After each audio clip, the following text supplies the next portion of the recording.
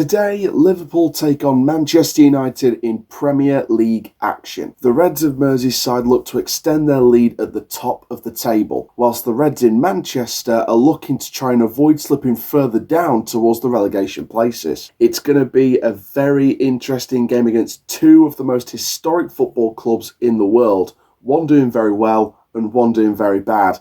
But before we get started with this match review here on the Final Whistle playlist, I need you to do one more thing before we get started. Please make sure you like, comment, subscribe and hit the notification bell so you never miss another video. And for now, ladies and gentlemen, let's get straight into this video as Liverpool take on Manchester United. Liverpool under manager Arne Slot are leading the Premier League and are unbeaten in their last 23 matches. Their attacking prowess, led by Mohamed Salah, who has a remarkable scoring record against Manchester United, poses a significant threat to the visitors. In contrast to Liverpool, Manchester United, managed by Ruben Amorim, are experiencing a challenging period, currently sitting in 14th place and coming off a 2-0 home defeat to Newcastle United. The Red Devils will need to deliver a disciplined defensive performance and capitalise on counter-attacking opportunities to challenge the league leaders. So then, before kick-off, let's have a deeper look into the two starting 11 lineups released by both Liverpool and Manchester United. Ibrahima Konate returns to the side and partners Virgil van Dijk in Arne Slot's back line.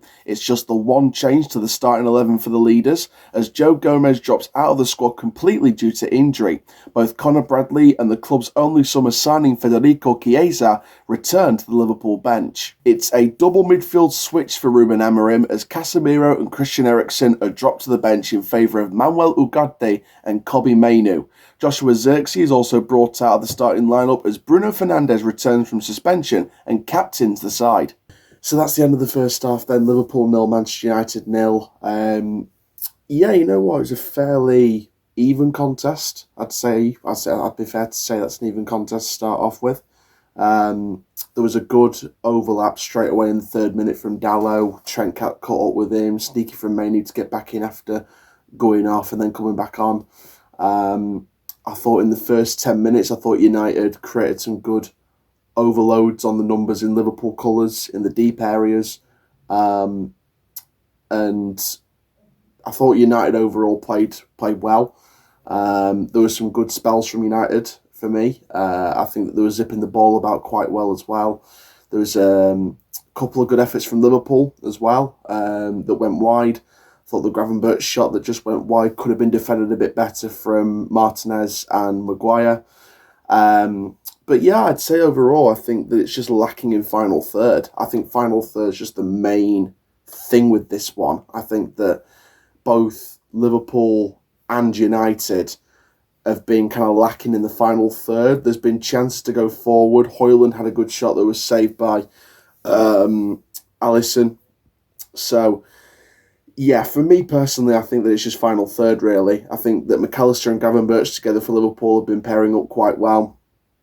They've zipped the ball about quite well in parts and they've provided a good partnership for Liverpool.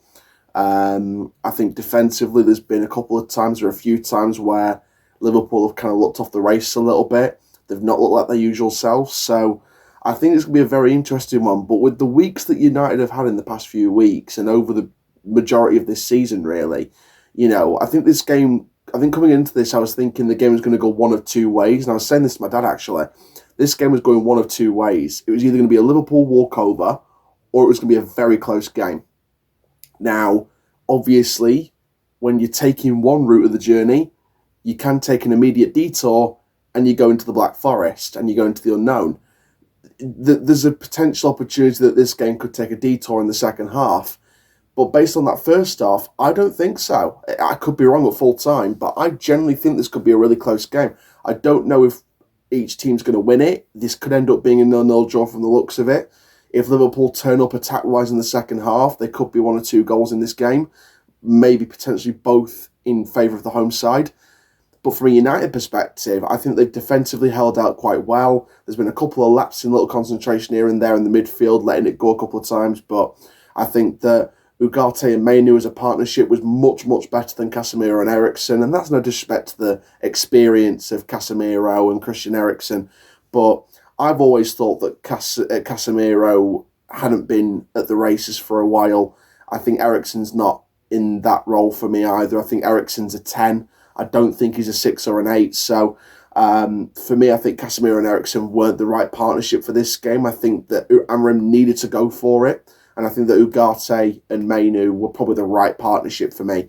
So going into the second half, I think it's going to be very interesting to see how much Liverpool turn it up, how defensively can United hold off the Liverpool pressure, because there is going to be some considerable pressure from the Reds going into that second half. But from the judging of the first half, I'd say that United's done pretty well to hang on in this game and actually defend quite well and zip the ball about quite well, play a bit of nice football, overload Liverpool early on into the deep areas, and do all the things necessary to keep them at bay. And I don't think Liverpool's been in the attack at it as much as they usually are, especially this season. So I think that 0-0's a fair result for the first half, but we'll see how much that changes in the second half. So let's skip forward to full time. Well then, didn't that second half liven up or what? I mean, what a game of football that was in the second half. Overall, this has been a great game. Liverpool and United, fair play to Manchester United for the weeks they've had where they've lacked in leadership, when they've lacked in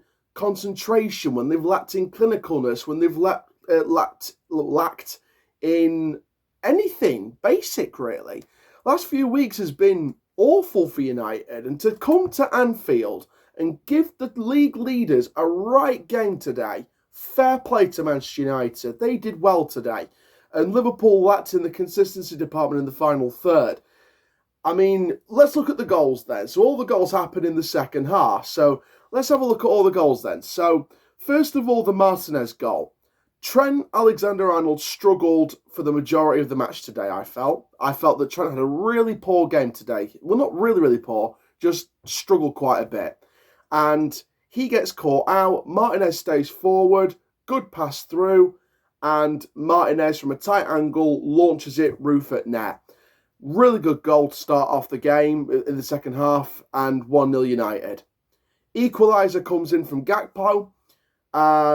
Really good twist and run inside from Gakpo. I did feel there was some lacking in the marking department from United's perspective, but fair play to Gakpo. Brilliant assist by McAllister today. I felt McAllister was Liverpool's best player. And for me, I think that Gakpo did a really good thing there, twisting, turning, coming inside. Good shot into the far corner at the top of the net, and it's 1-1. Now then, the penalty. Let's talk the penalty, and I call it the penalty because of a few reasons.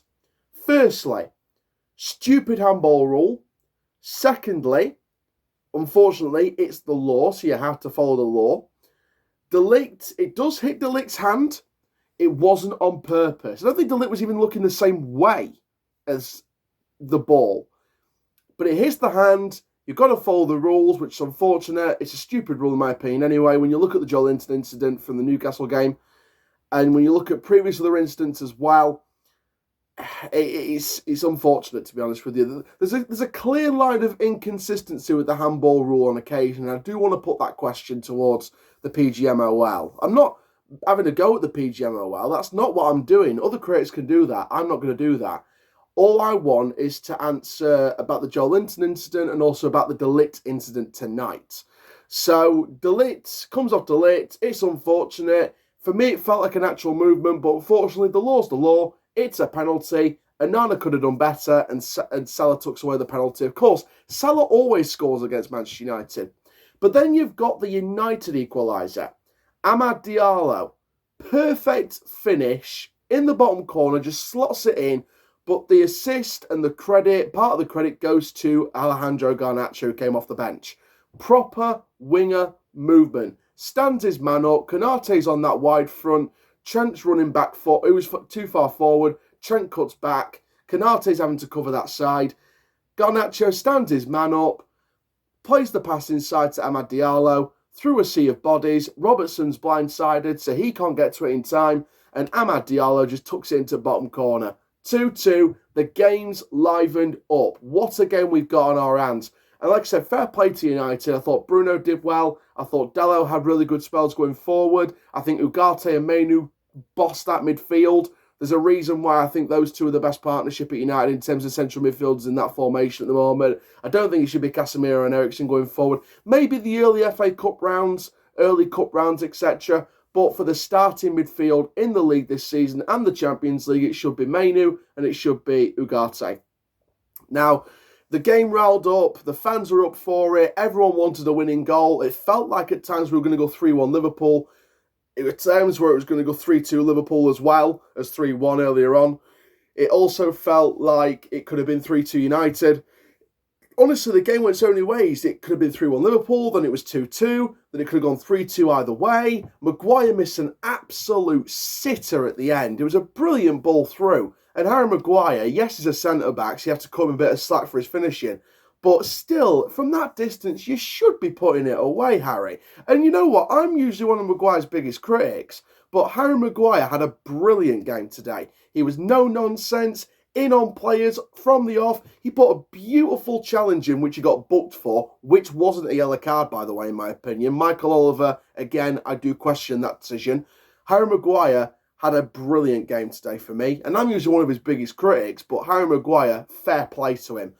Onana looked a bit shaky today in goal for United. I'll be perfectly honest. I think that there was made some good saves. Don't get me wrong, made some good saves.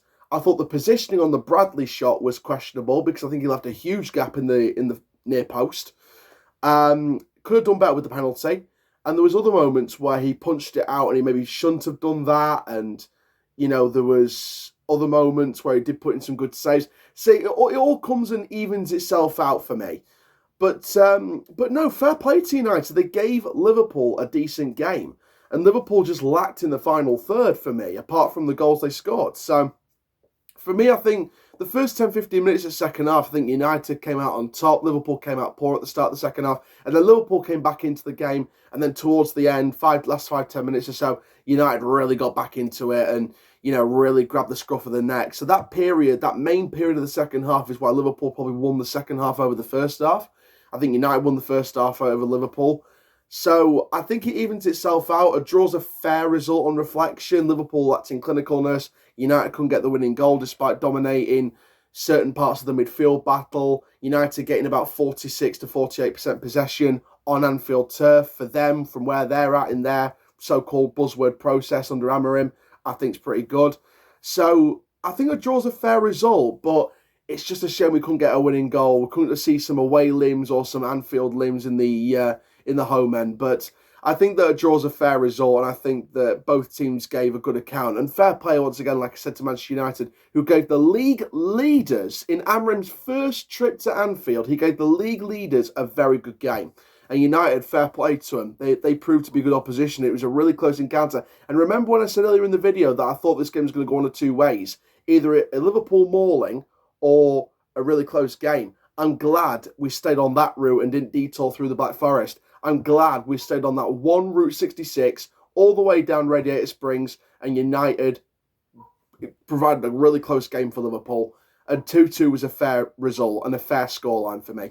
So that is it for this video, guys. Make sure you hit the like button. Make sure you comment down below your thoughts and opinions. Subscribe if you're new around here and hit the notification bell so you never miss another upload. And for now, ladies and gentlemen, I am the CHALL. Mean that badge to you, and that is full time.